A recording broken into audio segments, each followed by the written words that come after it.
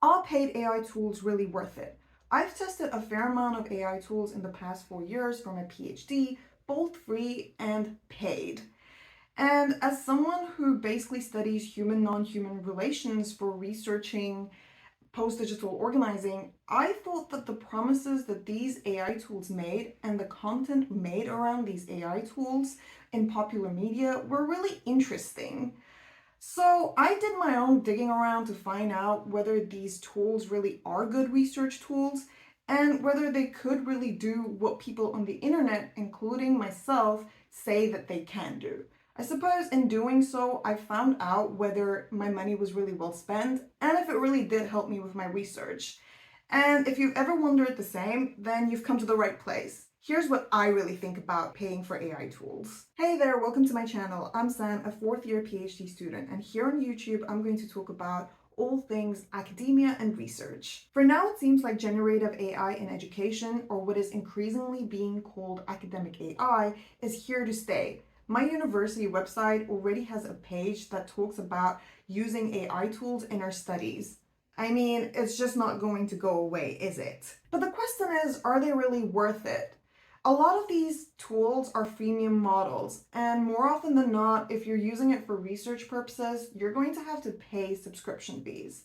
Because the free models that these tools offer are usually really basic and they only offer limited functionalities, which, if you're using it for extensive research purposes, are typically not gonna cut it. And more than that, you also have to spend a lot of time actually learning how to use these tools so that you can get the best out of them. So when it comes to that, is it just worth sticking to something that you're already familiar with? So for instance, using something like Google Scholar to find papers to read, or is it worth investing in something like Cite AI, which is essentially if Google Scholar and ChatGPT had a baby? Before answering if these tools are actually worth the hype, let's quickly clarify what AI is. In simple terms, generative AI models use neural networks to identify patterns and structures within existing data to essentially generate new and original content. These neural networks have been inspired by the structure and functioning of the human brain to mimic human-like intelligence. Now, there's two things here that I'm going to pick on: AI's ability to generate new and original content, and its ability to mimic human-like intelligence, which, by the way, are both essential ingredients for being a researcher. So if human beings are the most significant research tools, AI now promises to become an important part of the research process. But is AI really a good research tool? Research by its very nature requires creativity. I mean, think about it. Whether it's putting together an original research topic or developing a novel methodology, coming up with new ideas and realizing them in some way requires creative intelligence.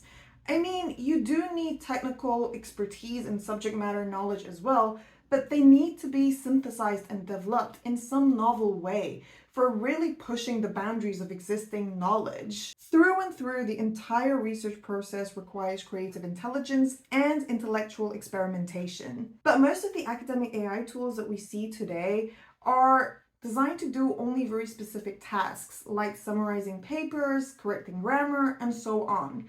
These are weak or narrow AI. They can't merge information from multiple senses like we do. They can only produce outputs based on the information in the datasets that they were trained on. The result is the endless recycling of outputs with no deviations. So while they can produce work that is technically correct and they're really good at mimicking patterns, they can't really help with the key ingredient of research, which is creativity. That is the secret sauce to becoming a good researcher. Sure, if we had artificial general intelligence tools, which are essentially tools that can perform and understand any intellectual task that a human can do instead of weak AI, then the story might have been a bit different. But we're not really close to that, even if that is exactly what AI companies are striving for right now. The thing is, there are times when even weak AI tools can be helpful.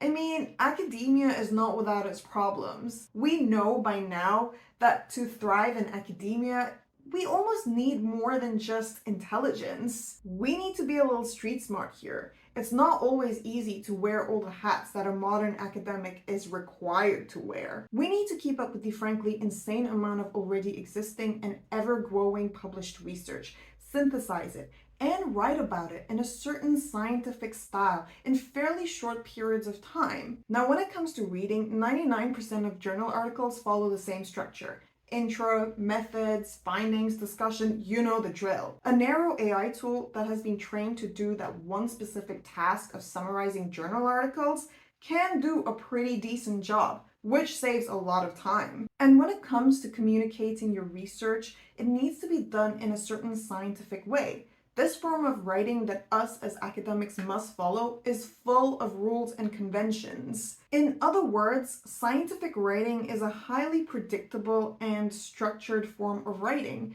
something that an AI tool can learn to mimic pretty well. Yes, academic research requires out-the-box thinking, but being a successful researcher also requires us to follow certain rules. Basically, academia rewards certain standardized forms, styles, and structures. So if you're someone, for example, who struggles to read a lot of papers really quickly and efficiently, or even just struggles to write scientifically, then AI can be a potential way to overcome individual weaknesses or differences, which are often penalized in academia.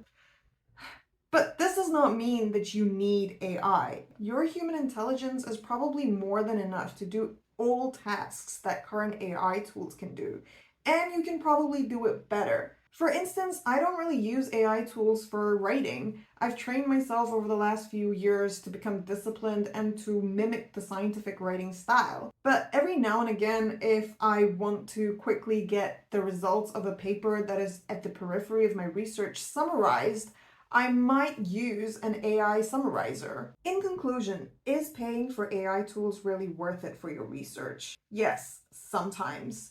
I mean, if you train really hard, are disciplined, and grind, no, you don't really need AI. But you can still use it and partner with it to enhance and augment yourself as a self-sufficient researcher. In addition, if you are someone who struggles to follow academic rules, or simply you just want shortcuts, then AI tools are absolutely worth it. Just identify and assess your strengths and weaknesses to find out where you need help. There probably is an AI tool that you can partner with. Thanks for watching. I hope you now have a better idea about whether you should invest in AI tools for your research. If you enjoyed watching this video, hit like and subscribe. See you next time.